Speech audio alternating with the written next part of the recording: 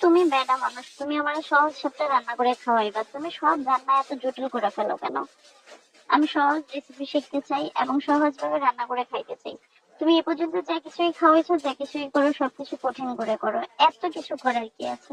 হ্যাঁ, আমি আমার হাজবেন্ডকেই বলতেছি, ওর রান্নাই আমি প্রতিনিয়তই খাইছি, দীর্ঘদিন ধরেই খাইছি।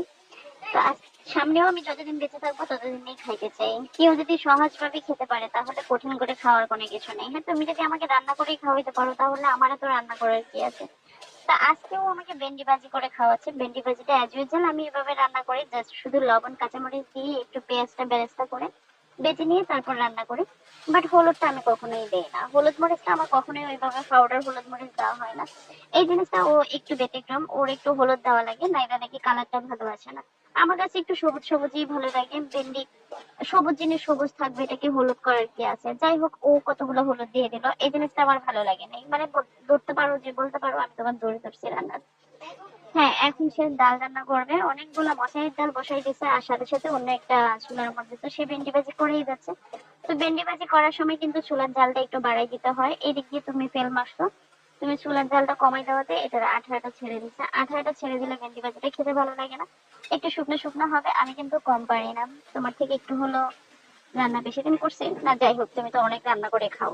ঠিক আছে, ওর ডাল রান্না করতেছে, ডাল রান্নাটা আমার অনেক পছন্দ, ওর ডাল রান্নাটা অনেক বেশি ভালো লাগে। এখানে ওর একটু স্পেশাল কিছু তো অবশ্যই থাকে, কারণ ও তো আমার মতো করে রান্না করবে না, ও সবসময় আমার থেকে ব্যতিক্রম রান্না করবে। এটা ও সবসময় করে, আমি যেভাবে, আমি যদি নয় বলি সে 10 বলবে। হ্যাঁ, এটা আমাদের মধ্যে হয়। তো যাই হোক, আমি রান্নার দোষ ধরি, ও মাঝে মাঝে আমার দোষ ধরে। আমার দোষ ধরে বলতে ও বলবে যে রান্নাটা তুমি আরেকটু কষাইতে পারতা, রান্নাটা তুমি আরেকটু হলুদ মরিচ দিতে পারতা, রান্নাতে তুমি ওই ওই মশলাটা ইউজ করতে পারতা। এই যে ভেন্ডি ভাজিটা এরকম হলে একটু মজা লাগে না, যদিও মজা হয়েছে। যাই হোক, তুমি যদি আরেকটু সবুজ সবুজ রাখতা, হলুদ না করে, তাহলে ভালো লাগতো, বেস্ট লাগতো। যাই হোক, এখন আর কি করে, রান্না যেহেতু করেই ফেলছো, হলুদ দিয়ে ফেলছো, এখন তো আর হলুদ ছড়ানো যাবে না। এখন তো তুমি ডাল ডুল সিদ্ধ করে এসে ভালো ভালো দেখলাম যে পেঁয়াজ রসুন সবই দিলাম। এখন এই পাঁচফোড়নটা দেওয়ার কি আছে রে? বলো। এই যে তুমি যে রান্নার মধ্যে তুমি বলো যে তোমার বিশেষত্ব আছে রান্নার মধ্যে, এইসব বিশেষত্ব না করলেও হয়। যদিও পাঁচফোড়ন দিয়ে অনেক টেস্ট হয়েছে, কিন্তু আমরা তো এটা করি না। আর করি না এটা শুনেই তুমি বলছো এই দেখছো তোমাদের রান্না এই জন্যই মজা হয় না, তোমরা একটু পাঁচফোড়ন দিতে পারো। আমি তো সহজ সাপটা ভাবে বলে ফেলছি যে আমরা পাঁচফোড়ন দিয়ে রান্না করি না, ডাল আমাদের এমনি কাঁচামরিচ ধনেপাতা দিয়ে করলে মজা হয়। তুমি এই যে কাঁচামরিচ ইউজ করছো, আবার শুকনো মরিচ হয়ে দিছো।